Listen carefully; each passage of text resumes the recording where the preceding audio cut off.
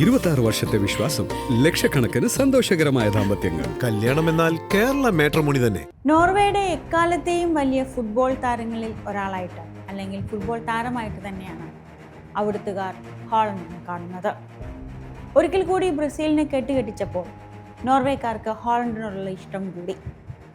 6 അടി 5 ഇഞ്ച് ഉയരത്തിൽ ഹോളണ്ട് ഓടി വരുമ്പോൾ ഏത് എതിർ ടീമിൻ്റെ പ്രതിരോധ നിര താരവും ഒന്ന് വിറയ്ക്കും.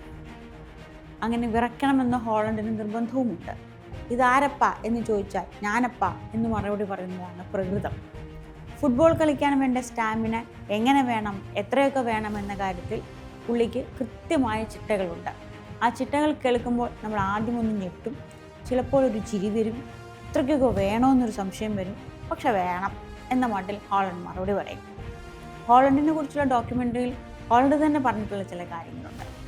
ഉദാഹരണത്തിന് 6000 കാലറി വരുന്ന ഭക്ഷണമാണ് പുള്ളി അകത്താക്കുക. അതും എന്തെങ്കിലും ഒന്നും കൊടുത്തിട്ട് കാര്യമില്ല. നല്ല സ്വന്തം നാട്ടിൽ നിന്നുള്ള ഏറ്റവും നല്ല കശാപ്പുശാലകളിൽ നിന്ന് അപ്പോൾ കിട്ടുന്ന ഏറ്റവും ഫ്രഷ് ആയിട്ടുള്ള മീറ്റാണ് പ്രധാനമായും ഹോളണ്ട്. ഇപ്പം നമ്മൾ ഓർമ്മയുണ്ടല്ലോ, ലോകകപ്പ് തുടങ്ങിയപ്പോൾ തന്നെ നോർവേയിൽ നിന്നുള്ള സാൽമൺ മത്സ്യങ്ങളും ഓറഞ്ചും ഒക്കെ കൊണ്ടിട്ടാണ് സംഘം വന്നത്. ഭക്ഷണ കാര്യത്തിൽ സ്വന്തം നാടിൻ്റെ താല്പര്യം, നാടിൻ്റെ ഒരു ഭക്ഷണ രീതിയോട് തന്നെയാണ് താല്പര്യം. പിന്നെ മാജിക് പോഷൻ, എൻ്റെ സീക്രട്ട് എന്ന് ഹോളണ്ട് തന്നെ പറയുന്ന ഒരു ഡ്രിങ്ക് ഉണ്ട്. ഭക്ഷണത്തിനൊപ്പം അല്ലാതെ അവർക്ക് ഹോളണ്ട് കഴിക്കുന്ന ഡ്രിങ്ക്. അതെന്താണെന്ന് കേൾക്കുമ്പോൾ നമ്മൾ അയ്യോ എന്ന് തോന്നും, പക്ഷെ സംഗതി ഉഗ്രനാണെന്ന് ഹോളണ്ട് പറയും. എന്താണെന്നല്ലേ, പച്ചപ്പാല്, ചീര, പിന്നെ അവിടെയൊക്കെ കിട്ടുന്ന കെയിൽ എന്ന് പറഞ്ഞ മറ്റൊരു പച്ചക്കറി. അതായത് വകയിൽ നമ്മുടെ ക്യാബേജിൻ്റെയും ബ്രൊക്കോളിയുടെയും ഒക്കെ വലിയമ്മയുടെ മകനായിട്ട് വരും. കടും പച്ച നിറത്തിലോ വയലറ്റ് നിറത്തിലുള്ളൊരു ഭക്ഷണമാണ്. അതെല്ലാം കൂടി ഒന്നിച്ച് അരച്ച് കലക്കിയെടുക്കുന്ന ഒരു ഡ്രിങ്ക്. അതാണ് ഇത്ര മൂപ്പരുടെ മാജിക് പോഷൻ. പിന്നെ ഭക്ഷണത്തിൻ്റെ ഒപ്പാണെങ്കിലും ഇടവേളകളിലും വെള്ളം കുടിക്കുമ്പോൾ അങ്ങനെ ആക്കിരി കൂക്കിരി വെള്ളമൊന്നും ഹോളണ്ട് കുടിക്കില്ല. കൃത്യമായ ശുദ്ധീകരണ പ്രക്രിയയിലൂടെ നടന്ന ഒരു ഇമ്പ്യൂരിറ്റിയും ഉറപ്പാക്കിയിട്ടില്ല എന്നുള്ള നല്ല തെളിഞ്ഞ വെള്ളയെ കുടിക്കും. ഇത് ഭക്ഷണം. അതുപോലെ പുള്ളിക്ക് നിർബന്ധമുള്ള കാര്യമാണ് ഉറക്കം.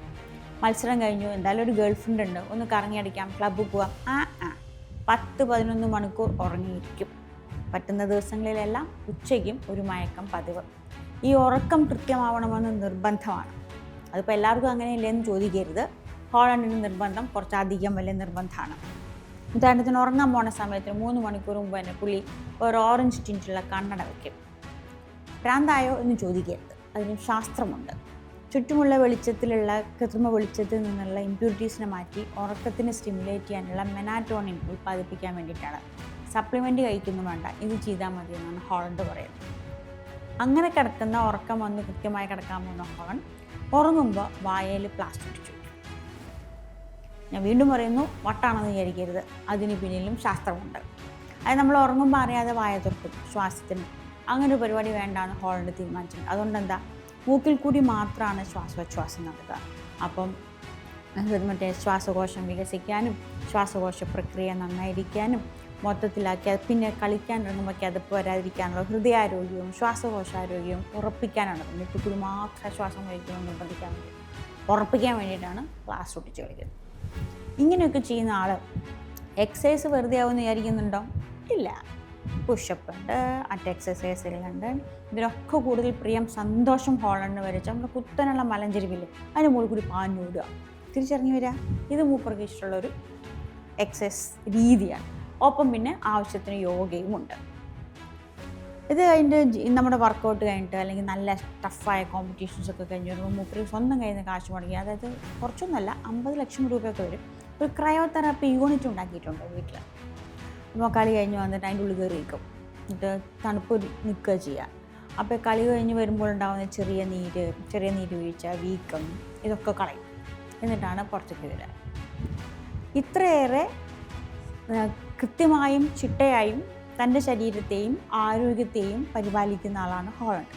അതുകൊണ്ട് മുടി വെട്ടി ഒതുക്കി മുടിയിലൊരു ചെറിയ പോണിറ്റയിലും കെട്ടി നടക്കുമ്പോൾ അങ്ങോട്ട് പാഞ്ഞു വരുമ്പോൾ ഈ ചങ്ങായി എന്തിനാണ് ഇങ്ങനെ പായണത് എന്നാലോചിച്ചിട്ട് കാര്യമില്ല എന്നർത്ഥം. ആ പായുന്നതിനും ഗോളടി യന്ത്രം എന്ന പേര് വാങ്ങിയതിന് പിന്നിൽ അത്രയും അച്ചടക്കത്തോടെയുള്ള ഉത്തരവാദിത്വത്തോടു കൂടിയുള്ള ഭക്ഷണ രീതിയുണ്ട്, എക്സസൈസ് രീതിയുണ്ട്, ഉറക്കമുണ്ട്. വെറുതെ അല്ല ഹോളണ്ടായത്.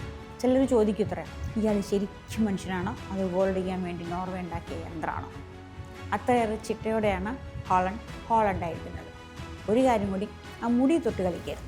മുടിയാണ് മൊത്തം എനർജി എന്ന് സ്ലാറ്റൻ ഇബ്രാഹിമോവിച്ച് പറഞ്ഞു എന്നാണ് ഹോളണ്ട് പറയുന്നത്. അത് തമാശയായാലും ഇനി അതല്ല സീരിയസ് ആയിട്ടാണെങ്കിലും മുടി തൊട്ടാൽ ഹോളണ്ടിന് വിധം മാറും. ഹോളണ്ടിന് വിധം മാറിയാൽ സൂക്ഷിക്കേണ്ടി വരും. ഹോളണ്ട് വെറുതെയല്ല കിങ് ആയിരിക്കുന്നത് എന്നർത്ഥം. Subscribe to One India and never miss an update.